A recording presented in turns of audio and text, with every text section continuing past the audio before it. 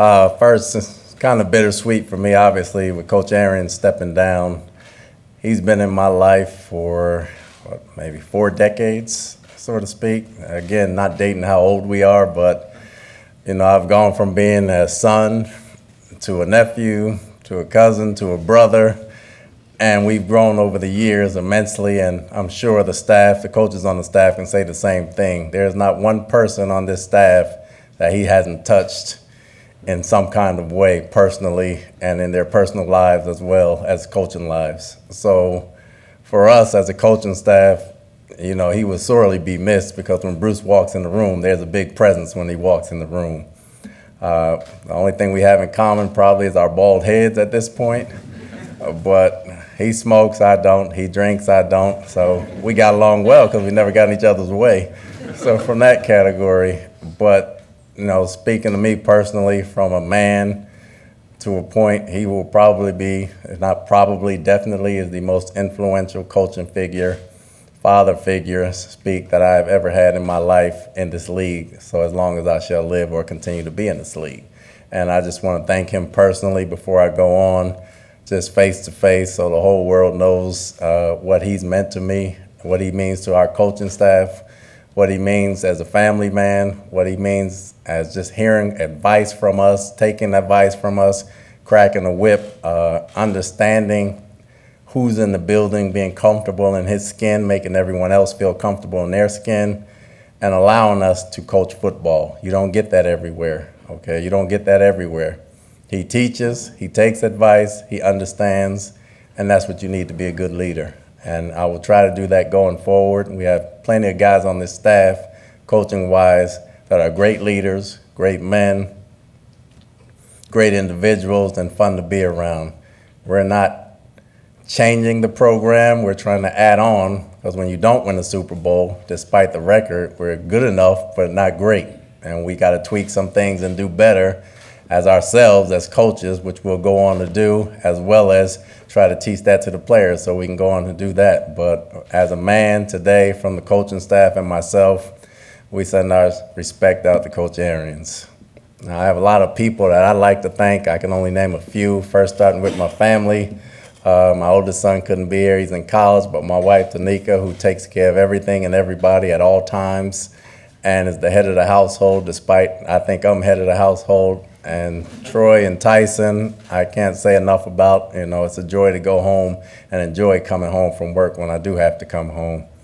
I'd like to thank the Glazer family for giving me this opportunity, getting to know Ed, Brian, Darcy, Joel, the entire Glazer family over the past 3 years have been a straight joy for me. Nothing but a class act. Great people, not just great owners, great people individually, and they're all different in their own right, and they're all very respectful. I have a great deal of respect for. They understand the game, they understand the business, and they're very easy to talk to, so I look forward to continuing that relationship. I would like to thank the Glazer family for giving me that opportunity. Like Jason said, we've known each other since Arizona. We have a great working relationship and personal relationship, as well as a lot of other guys on the scouting staff side and the personnel side, Beal and Spytech, to name a few, obviously, but I look forward to that. I may not be the coolest guy he'll ever meet, but I'm pretty damn chilled myself. So. But, I'll take that, and Bruce will always be the coolest, so I'll go over to the chill category, and I'll try to start something there. But, it's a great opportunity today. Bittersweet, but sweet. He's happy, he's healthy, I'm happy, he's healthy, we're happy, he's healthy. And we're going to try to continue on and do a lot of things that we've done. For me, myself, the defensive side of the ball knows me pretty good. I'm pretty sarcastic, as despite you guys thinking I'm very quiet, I'm probably the most talking and guy on the field at practice time. So, that'll come out pretty soon. The offensive guys know me. They'll get to know me a little bit more from that aspect. I think we got a great group, core group to carry on.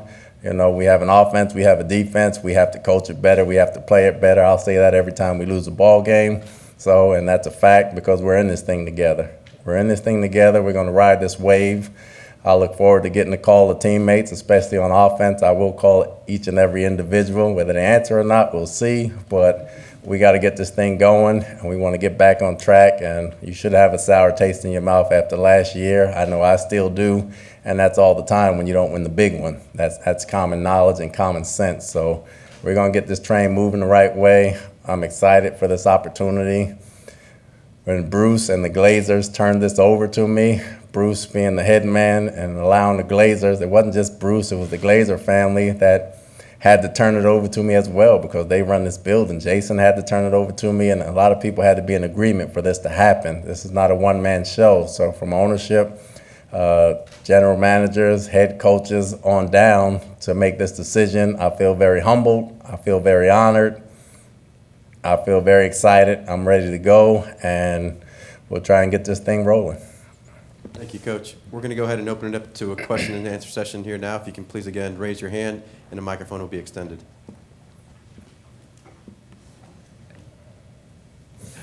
Hey, Todd. Just wondering what the biggest learning lesson was after your experience in New York and what you're bringing here to the Bucs. I think when you take a head job, you know you have to wear a lot of hats, but you don't ever experience wearing those hats. And when you understand that going in without the experience, I think you tend to do things a little differently. And you have to be man enough to know when you can change things. Usually when people get fired, they blame everybody else. The first thing I did was look within myself. And there were a lot of things I can do better that Bruce gave me warning signs for when I left Arizona, that I saw in New York firsthand. And a lot of things transpired to run a building and putting the right hat on at the right time and understanding the right people at the right time.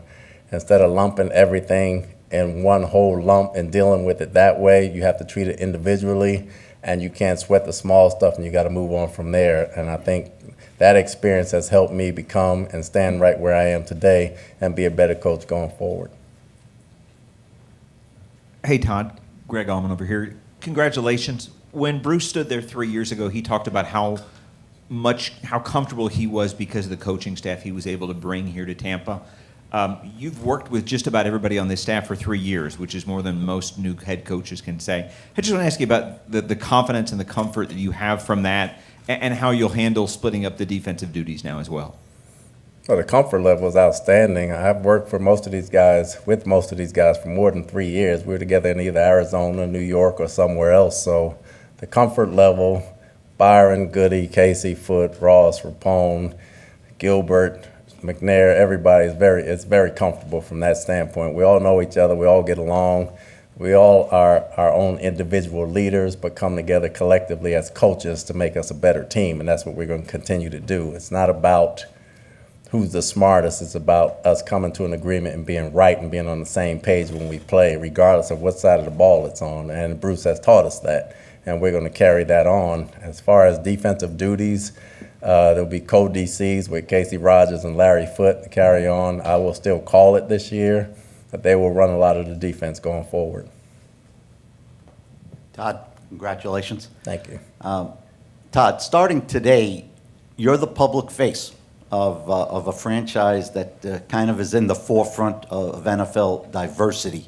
How much does that mean to you? It means a lot. You know, being a person of color, you want to get hired off of your ability, you know, but as a kid, to see some people like us in these places and in these jobs, it gives hope to a lot of people. You don't coach for that reason, but being a kid growing up and going around neighborhoods and speaking to people, you understand the impact that it has on their lives, and we just try to be the best coaches we can be going forward. And you got to credit Bruce to giving everyone a chance, and everyone on this staff understands the difference in diversity and how to be a good coach, but you better be a good coach first, and I think he did a good job creating both and getting both in this building, so it means a lot to me. Todd, how much better of a coach will you be the second time around with number 12 under center now?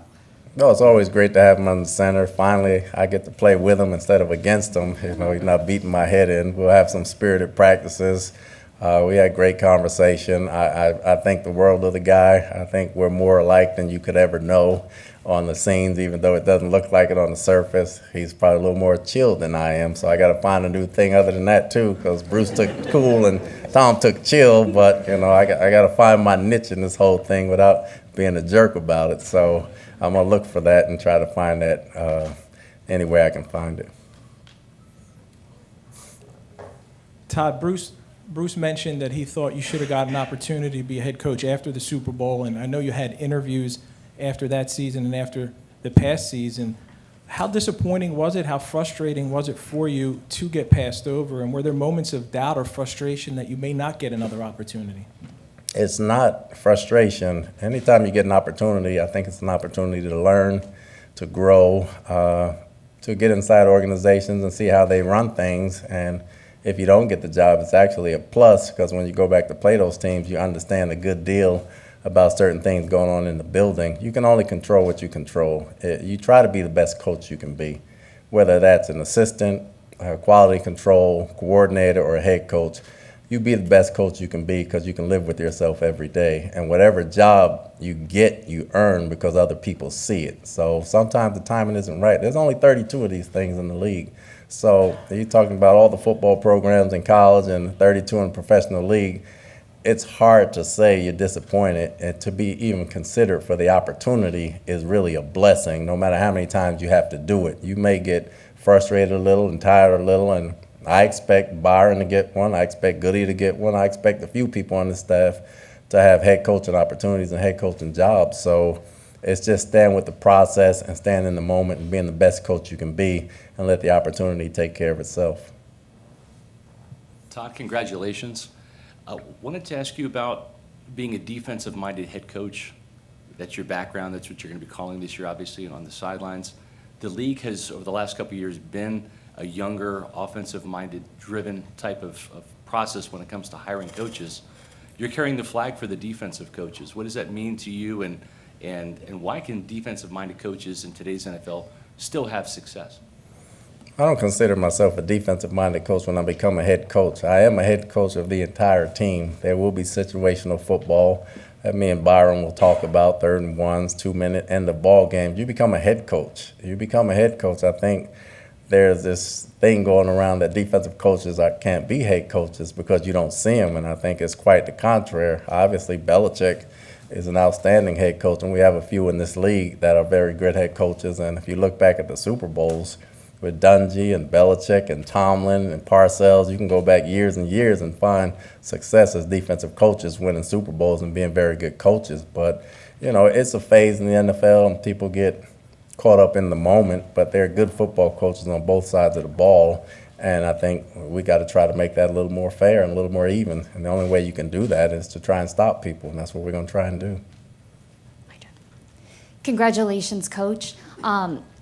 Bruce had said that he wasn't entirely sure what his job responsibilities will be. How can he help you assimilate into this new role when you guys have the draft, say, a month away?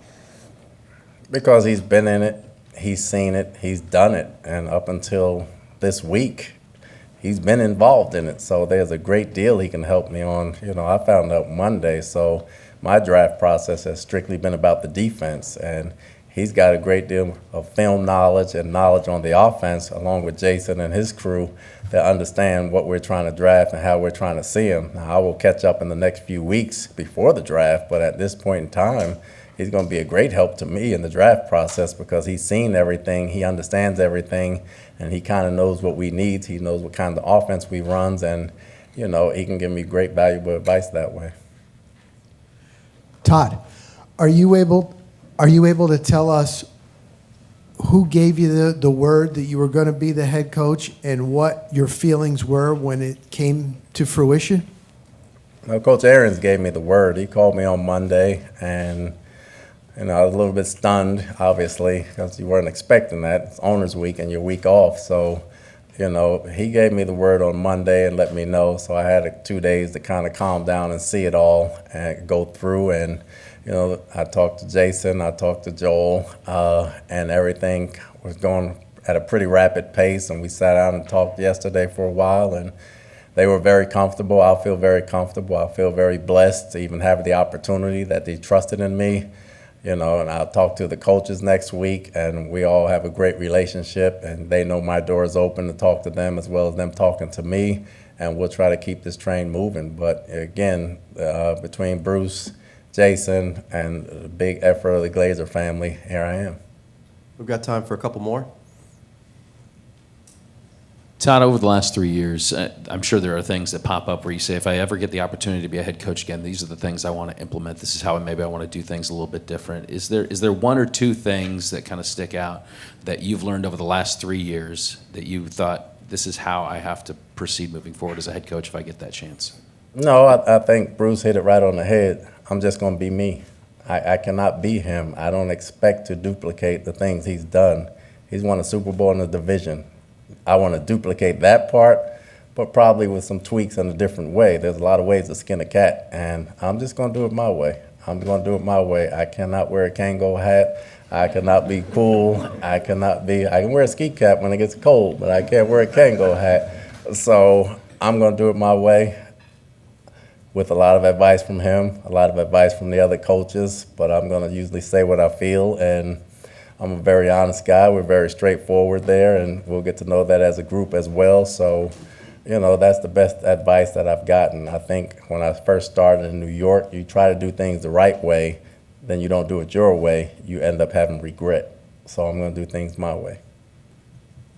Sir, I know you're a family man. What was your family's reaction, and what does this mean for them to be here in Tampa long term? Well, my wife was shocked, and she couldn't believe it. I told my son, who's now a junior, when we came here, he was a freshman, that I let him finish high school for 4 years and I wouldn't transfer him again because obviously with coaching, you're in a lot of different places. So I'm happy to fulfill that promise to him. Obviously, my younger son is 11 years old. The world revolves around him, so he enjoys life as it is. And my son in college was very happy. Todd Jr., he was very happy for me. And, it's great because I stand up here, and every time I do a press conference, I really try and talk to them because you have to teach your team as well as your kids when you're up here. You just can't be up here talking.